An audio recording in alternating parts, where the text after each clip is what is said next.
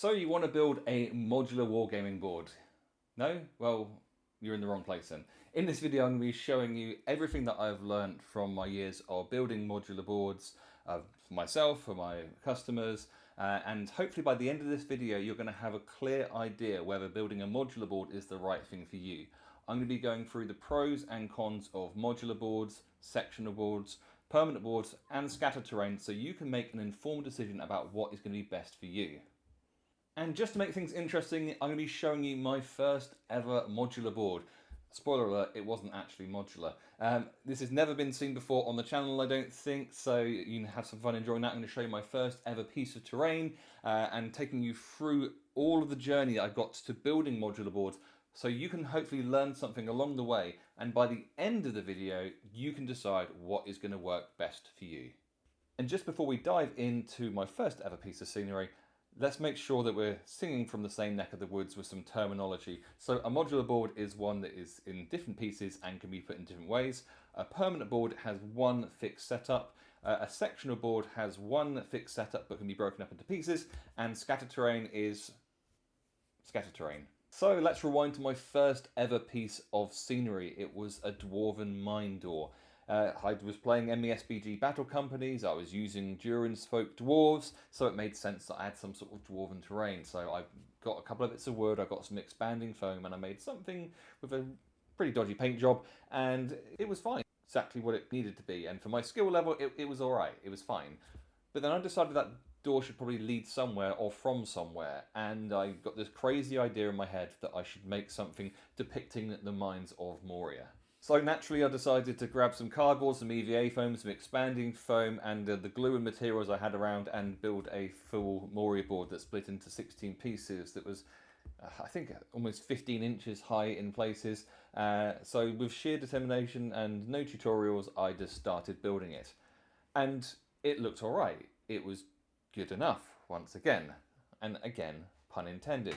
But my skill level was hindering me from going any further. The cracks were beginning to show, both literally and physically, because once I actually played a game on the board, the first game, it was fun, it was good to see the figures on the board, but it became very quickly apparent that it was very tactically lax in terms of its setup. The paths that I wanted models to take around the boards, there was absolutely no reason for them to take those paths. Those paths existed purely for my pleasure in creating them and thinking it would be a cool thing to do. So I was very naive in that sense.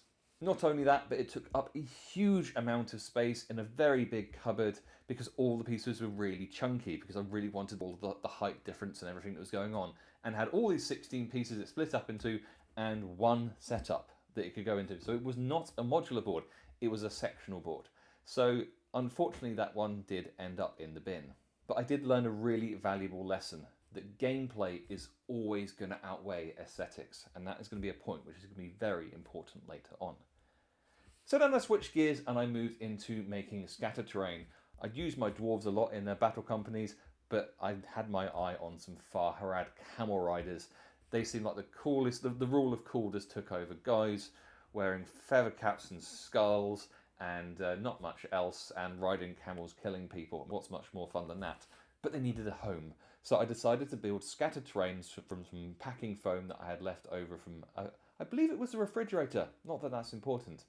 Now, with that, I decided to build them as desert towns. These were going to be scatter terrain buildings which I could put up in any setup that I wanted to. So I'd learned along the way that, you know, it's important to have this variability. And when I did play games on it, it was great. There was rooftop fighting, there was tight little alleyways, it was real fun skirmishy type battles, and really enjoyed it. I didn't have a battle mat, so the aesthetics were lost a little bit on that. It was good stuff. Once again, it was good enough, and I still have that. It's still in the cupboard. Then I discovered XPS foam. Now this was an absolute game changer. I remember buying my first 5-pack of A4 sheets that were like 20mm thick, and to begin with I didn't want to touch it because it seemed like, oh my god, this stuff is precious, because it isn't the cheapest thing in the world, but it's certainly not the most expensive. I found cheaper stuff since, link in the description, plug. But eventually I thought, what's the worst that can happen? I waste a small piece of foam. And that's when my scatter terrain game really started to up. I started making generic ruins and pillars and archways and things. It taught me a lot in terms of my skill. The aesthetics that I was creating were vastly improved because the variability or the flexibility of XPS foam is so much greater than that of EVA foam or expanding foam. So I decided to up my game and start making more difficult things and more iconic things. So rather than just a random ruin that could look like anything, I decided to make Ammon Hen.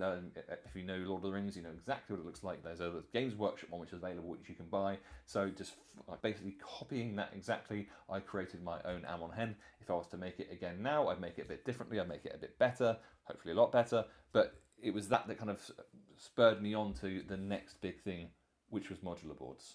So for my next big project, I decided I should make something really special.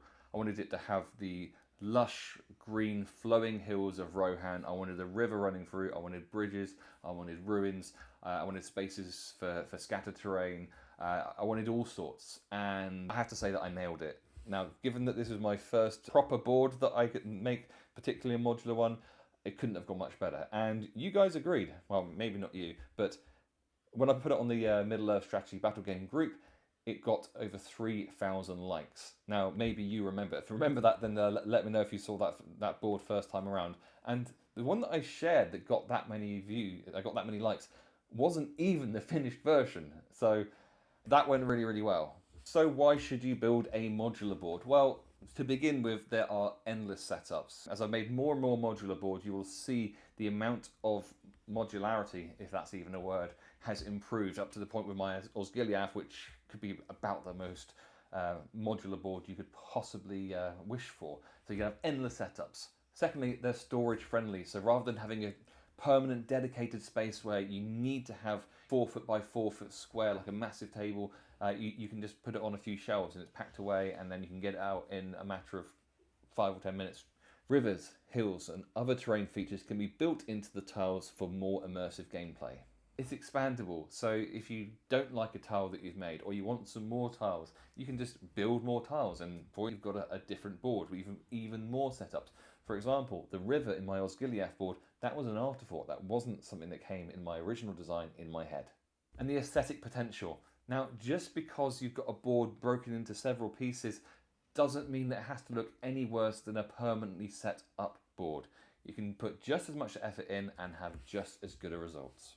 But what about the downsides? There has to be some. So firstly, the seams where the tiles join. No matter how hard you try and join these up, they will be visible to some degree. Now, to some people that matters a lot. To me, it doesn't matter very much because once I'm immersed in playing the game, I don't particularly care. Time consuming.